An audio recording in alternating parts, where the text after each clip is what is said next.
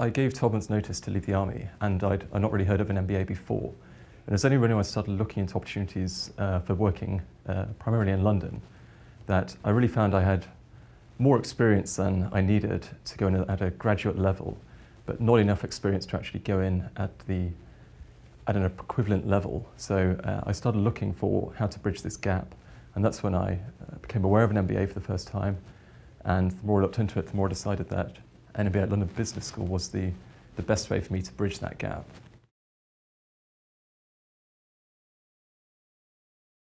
The main things that attracted me to London Business School was primarily the international nature of the course.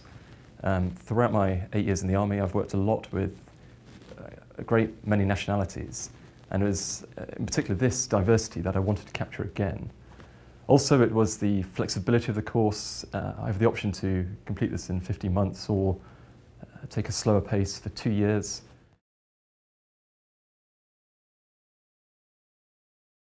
I had a fair idea that I wanted to go into business consulting to give me a wide exposure to business.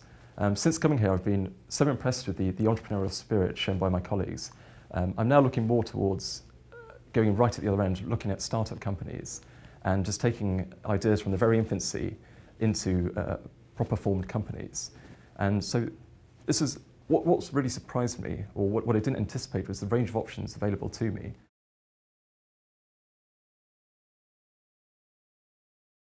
The military experience is very helpful, particularly for working in the small study groups. A lot of what we do really echoes the planning exercises, the operational exercises we do within the Army. There's a lot of group planning, and there's a lot of diverse problem solving, working with a wide range of people. And I found my experiences within the military of just solving problems often that you've never encountered before translates very well into the business school way of life.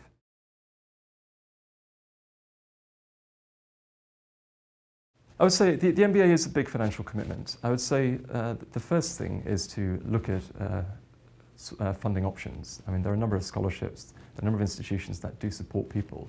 And I know from myself and my colleagues, these organisations have looked favourably upon people with military backgrounds.